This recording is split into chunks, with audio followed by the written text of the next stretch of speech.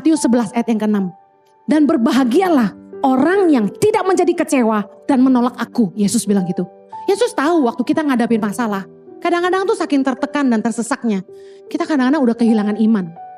Ini sebenarnya gue bakal punya anak gak sih gitu kan. Sebenarnya Tuhan bakal berkati gak sih. Gue rindu punya ini, gue rindu bisa begitu. Sebenarnya mungkin gak sih? Kadang-kadang kita tuh udah gak bisa lihat lagi mimpi kita tuh akan terjadi.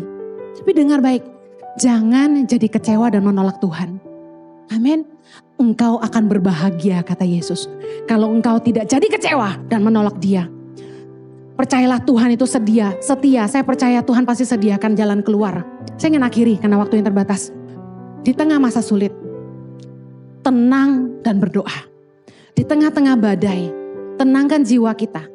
Firman Tuhan berkata, kuasailah dirimu dan jadilah tenang supaya kamu dapat berdoa.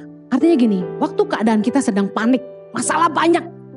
Kalau kita tidak tenang, jiwa kita gak tenang, kita gak bisa doa.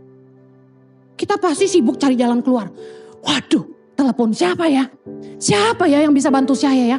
Saya kasih tahu, jangan ngandelin orang kuat. Firman Tuhan berkata, dalam Mazmur 146 ayat yang ketiga, janganlah percaya kepada para bangsawan, kepada anak manusia yang tidak dapat memberikan keselamatan.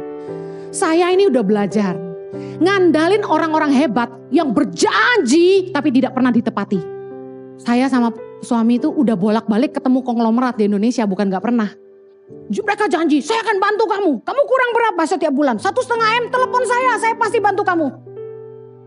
Kami gak pernah telepon siapapun. Suami saya dikasih nomor telepon orang-orang yang terkenal di Indonesia. Disuruh bilang gini, Pak Jojo butuh apa-apa telepon saya. Kami gak pernah telepon. Kenapa?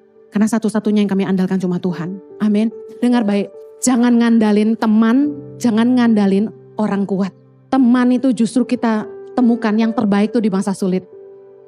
Siapakah mereka? Bukan orang-orang yang kita cari. Tapi orang-orang yang tetap tinggal bersama kita ketika kita kesulitan. Mereka yang peduli sama kita. Salah satu tanda dari Tuhan untuk saya berhenti khotbah keliling adalah di masa pandemi.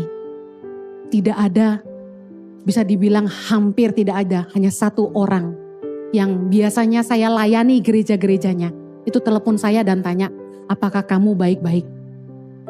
Bayangin, 15 tahun khotbah keliling gereja-gereja, kecil dan besar. Gembala-gembala itu harusnya jadi sahabat buat saya, karena saya khotbah setahun bisa 2-3 kali di gereja yang sama. Tapi waktu pandemi datang, mereka batalin pelayanan saya tanpa kasih kabar sama sekali dan tidak pernah tanya bagaimana hidup saya. Mereka tahu saya hidup dengan iman. Saya sangat hargai cuma satu teman yang telepon saya. Apakah kamu baik-baik saja? Meskipun dia tidak bantu apa-apa, tapi saya hargai dia cuma sekedar telepon aja. Justru saat Anda sedang menghadapi masa sulit, izinkan Tuhan membuktikan siapa teman-teman terbaik.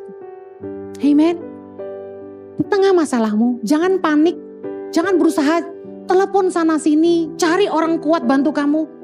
Tenang, berdoa, karena Tuhan sumber hikmatmu, sumber kekuatanmu, dan sumber jalan keluar bagi hidupmu. Saya berdoa, masa sulit Anda akan cepat selesai.